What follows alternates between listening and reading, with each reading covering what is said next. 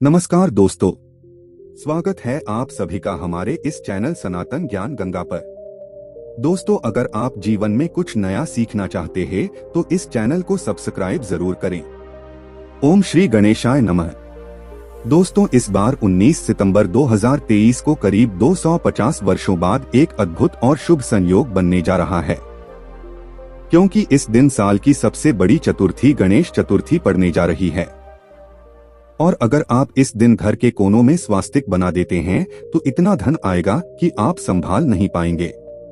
साथ ही इससे आपके घर से बुरी शक्तियों का नाश हो जाएगा और कैसी भी आपकी मनोकामना हो वो तुरंत ही पूरी हो जाएगी। तो दोस्तों, आज के इस वीडियो में हम आपको बताएंगे कि गणेश चतुर्थी के दिन घर में इस जगह स्वास्तिक बना देते हैं तो गणेश भगवान बहुत ही शीघ्र प्रसन्न होकर आपकी सभी मनोकामना पूरी कर देते हैं।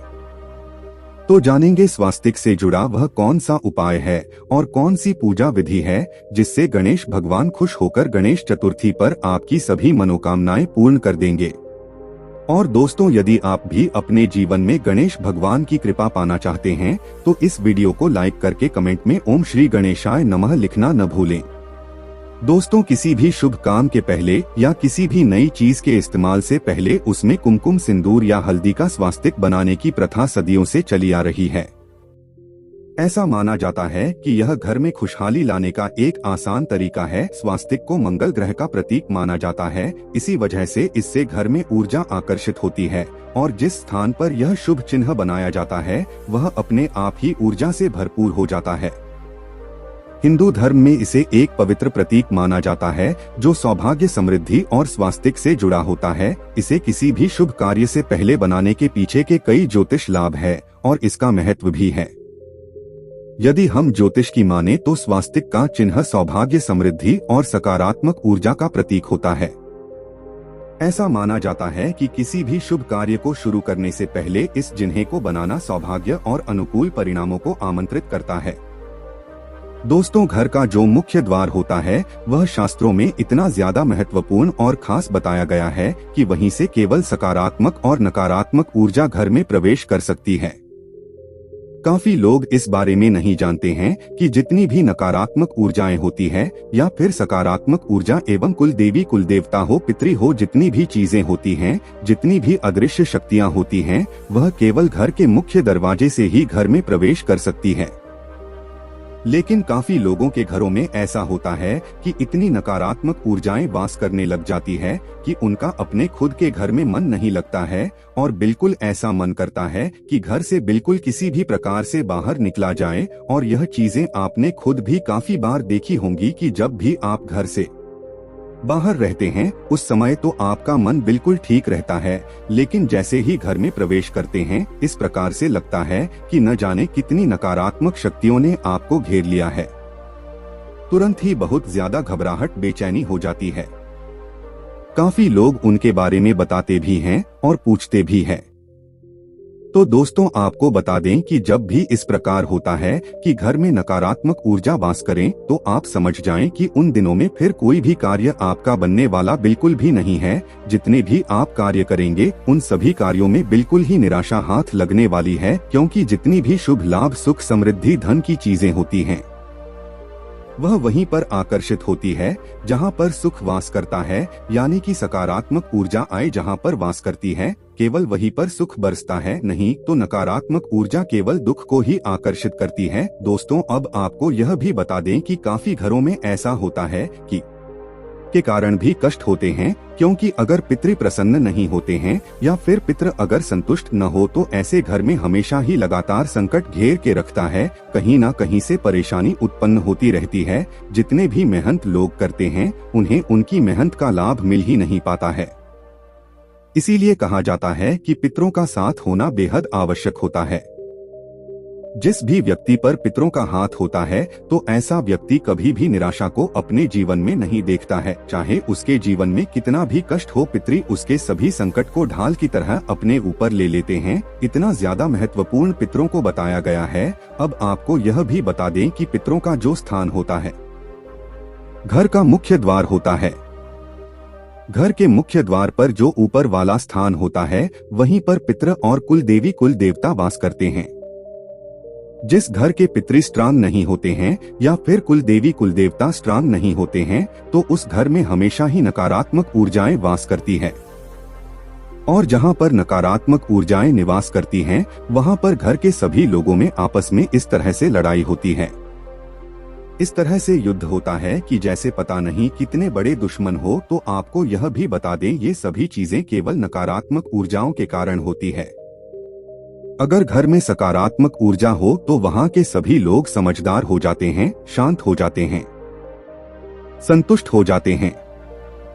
लेकिन अगर नकारात्मक ऊर्जा किसी घर में वास करती हो तो वहां पर बीमारी होना, हमेशा ही तनाव बना रहना, चिंता बनी रहनी, धन की समस्याएं होना, कर्ज बढ़ जाना, शत्रु का घेर लेना, इस प्रकार की सभी नकारात्मक ऊर्जाएं वहां होने लग जाती है। तो सबसे पहले आप इस चीज को यह समझें कि आपके घर का मुख्य दरवाजा है, जो घर का मुख्य द्वार है, उस पर हमेशा ही हर महीने एक स्वस्तिक बनाना है और उसे हर महीने चार्ज भी करना है। काफी लोग तो ऐसे होते हैं कि साल में कभी 5 साल में एक बार स्वास्तिक बनाकर उसे कई सालों के लिए फिर भूल जाते हैं, और जबकि इस बात पर ध्यान ही नहीं देते हैं कि घर का मुख्य द्वार सबसे ज्यादा मुख्य है, तभी तो उसे मुख्य कहा जाता है। तो आप इस बात का ध्यान रखें कि स्वास्तिक को हर महीने आपको रिचार्ज करना है। स्वास्तिक के बड़े ही ज्यादा लाभ होते हैं और इसकी जितनी भी डंडियां होती है, जो इसके लेख होते हैं, में जो स्पेस होता है, वह सभी चीजें तंत्र को दर्शाते हैं। स्वास्तिक एक प्रकार से यंत्र होता है जो सुख को आकर्षित करता है, यानी कि आपके जीवन में सुख, समृद्धि, धन, यश, वैभव सभी चीजों को आकर्षित करने के लिए यह एक यंत्र होता है। इस बात का भी ध्यान रखा करें कि अगर आपके घर में धन की समस्याएं हैं तो केवल हल्दी से ही स्वास्तिक को नाना है, और अगर आपके घर में बच्चे आपका कहना नहीं मानते हैं, धन की समस्याएं भी होती रहती है, तब आपको अष्टगंध का इस्तेमाल करना है या सिंदूर में चंदन मिलाकर भी स्वास्तिक घर के मुख्य द्वार पर बनाया जा सकता है। इससे बहुत ही ज्यादा लाभ मिलते हैं। यह गुप्त विधि है कि सिंदूर में आपको चंदन मिलाकर ही स्वास्तिक को बनाना है।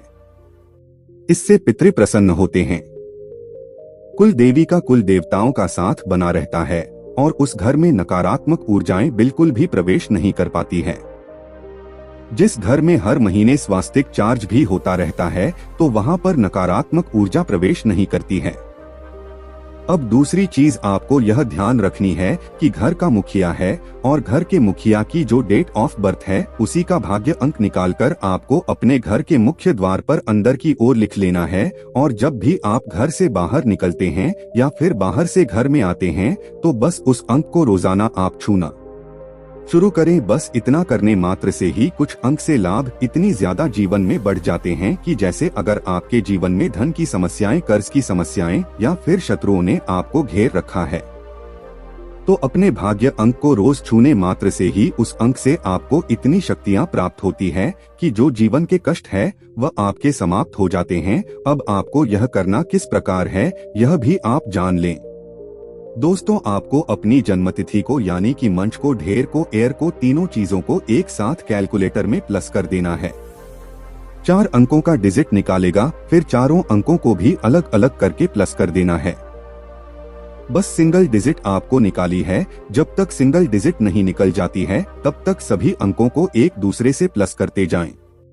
और जब सिंगल डिजिट निकल जाती है 1 से 9 के बीच में, तो बस वही आपका भाग्य अंक है। इस अंक को अपने घर के मुख्य द्वार पर इस प्रकार से लिख लें कि घर से बाहर जाते समय इसको छुए और जब बाहर से अंदर आए तब भी इसको रोज छुए। अब जो घर की ओर भी लोग हैं वह अपने लिए भी करना चाहते हैं तो वह अपने अलग अलग कमरे में या किसी भी दीवार पर अलग किसी भी कागज पर लाल पेन से या फिर लाल स्केच पेन से अपने भाग्य अंक को लिख सकते हैं, या फिर जहां पर आप सोते हैं बस वहीं पर छोटा सा आप अपना भाग्य अंक लिखकर रख लें और उसको छूना शुरू करें। सिर्फ इतना करने मात्र से नसीब बहुत ज्यादा बलवान बनता है। और अगर आप अपने भाग्य अंक के संपर्क में रहते हैं, यानी कि अपनी सराउंडिंग को अपने भाग्य के अनुसार बनाते हैं, तो जीवन में सफलता निश्चित ही आती है। अब आप यह देखिए कि भाग्यांक केवल एक डिजिट नंबर या को एक अंक नहीं है, बल्कि यह चीज है आपके घर की अदृश्य शक्तियों को दर्शाती है। यानी कि इस भाग्य अंक में आपने जन्म लिया है तो इस प्रकार से आप अपने भाग्यांक की ज्वाइंट गेल है उससे संपर्क में जुट जाते हैं और वहीं से आपको हीलिंग प्राप्त होती है। आपको यह भी बता दें कि जितने भी अदृश्य शक्तियां होती हैं, जितने भी सकारात्मक शक्तियां होती हैं, वह एक प्रकार से एंगेल ही कही जाती है, यानी कि ये इतने ज्यादा अच्छे होते हैं कि बस केवल आपकी मदद करना चाहते हैं।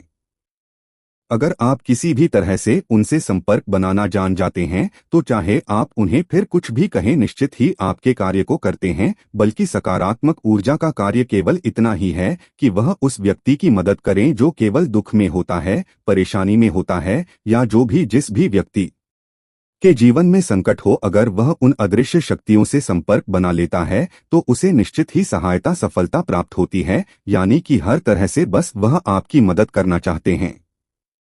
इसी प्रकार से नकारात्मक ऊर्जा जो होती है, वह केवल जीवन से सुख को खाना चाहती है, दुख देना चाहती है, कष्ट देना चाहती है। तो जो नकारात्मक ऊर्जा होती है, उससे तो लोग संपर्क बना लेते हैं, गलत कर्म करके, गलत चीजों को करके, गलत गलत कार्य करके। लेकिन उन्हें इस बारे में जानकारी नहीं होती है कि सकारात्मक ऊर्जा से किस प्रकार संपर्क बनाया जाता है। तो आपको यह भी बता दें कि अगर आप दूसरों के लिए, चाहे कोई आपका शत्रु भी हो, उनके लिए भी अच्छा सोचते हैं, केवल अच्छा ही बोलते हैं, सबको केवल यही कहते हैं कि कल्याण हो, सबको आशीर्वाद देते हैं, तो बस ये आप समझ लें कि सकारात्मक ऊर्जा ने घेरा बनाकर आपको घेर लिया है। और कोई भी कष्ट, कोई भी परेशानी आपके जीवन में बिल्कुल भी नहीं आ सकती है। और यह बात बिल्कुल तंत्र से सिद्ध है। और अगर आप इस चीज को करके देखेंगे कि जब भी आपको कोई बुरा बोले, बस अपने मन से आपको किसी के लिए बुरा नहीं बोलना है, बुरा नहीं सोचना है, कुछ भी गलत या नकारात्मक आपको अपने मन में नहीं लेकर आना है। बस केवल इतना 4 दिन आप खुद करके देखें।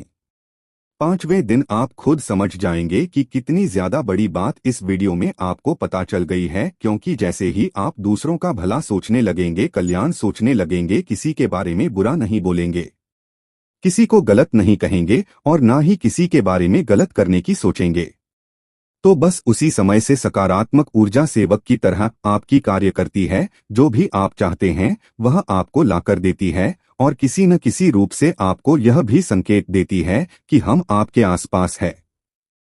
इस बारे में और भी ज्यादा विस्तार से जानेंगे कि किस प्रकार सकारात्मक ऊर्जा संकेत देती है, किस प्रकार उनसे बात की जा सकती है, और किस प्रकार से वह स्वप्न में भी आती है।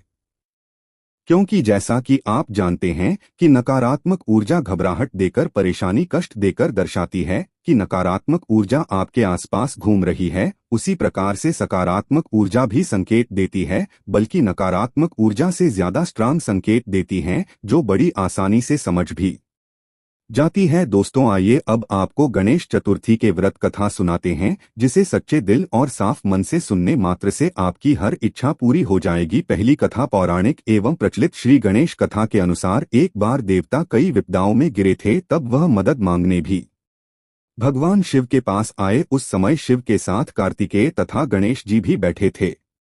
देवताओं की बात सुनकर शिव जी ने कार्तिकेय गणेश जी से पूछा कि तुम में से कौन देवताओं के कष्टों का निवारण कर सकता है। तब कार्तिकेय गणेश जी दोनों ने ही स्वयं को इस कार्य के लिए सक्षम बताया। इस पर भगवान शिव ने दोनों की परीक्षा लेते हुए कहा कि तुम दोनों में से जो सबसे पहले पृथ्वी की परिक्रमा करके आएगा, वही देवताओं की मदद करने जाएगा। भगवान शिव के मुख से यह वचन सुनते ही कार्तिकेय अपने वाहन मोर पर बैठकर पृथ्वी की परिक्रमा के लिए निकल गए। परंतु गणेश जी सोच में पड़ गए कि वह चूहे के ऊपर चढ़कर सारी पृथ्वी की परिक्रमा करेंगे, तो इस कार्य में उन्हें बहुत समय लग जाएगा। तभी उन्हें एक उपाय सूझा। गणेश अपने स्थान से उठे और अपने माता पिता की 7 बार परिक्रमा करके वापस बैठ गए। परिक्रमा करके लौटने पर कार्तिकेय स्वयं को विजेता बताने लगे। तब शिव जी ने श्री गणेश से पृथ्वी की परिक्रमा न करने का कारण पूछा। तब गणेश ने कहा, माता पिता के चरणों में ही समस्त लोक है। यह सुनकर भगवान शिव ने गणेश जी को देवताओं के संकट दूर करने की आज्ञा दी। इस प्रकार भगवान शिव ने गणेश जी को आशीर्वाद दिया कि चतुर्थी के दिन जो तुम्हारा पूजन करेगा और रात्रि में चंद्रमा को अर्घ्य देगा, उसके तीनों तापों यानी दैहिक, दैविक आप तथा भौतिक ताप दूर होंगे। इस व्रत को करने से व्रतधारी के सभी तरह के दुख दूर होंगे और उसे जीवन के भौतिक सुखों की प्राप्ति होगी। चारों तरफ से मनुष्य की सुख समृद्धि बढ़ेगी। पुत्र पौत्र आदि धन ऐश्वर्य की कमी नहीं रहेगी। गणेश चतुर्थी व्रत की दूसरी कथा। एक समय की बात है, राजा हरिश्चंद्र के राज्य में एक कुम्हार था। वह मिट्टी के बर्तन बनाता, लेकिन वे कच्चे रह जाते थे। एक पुजारी की सलाह पर उसने इस समस्या को दूर करने के लिए एक छोटे बालक को मिट्टी के बर्तनों के साथ आवा में ढाल दिया। उस दिन संकष्टी चतुर्थी का दिन था। उस बच्चे की मां अपने बेटे के लिए परेशान थी। उसने गणेश जी से बेटी की कुशलता की प्रार्थना की।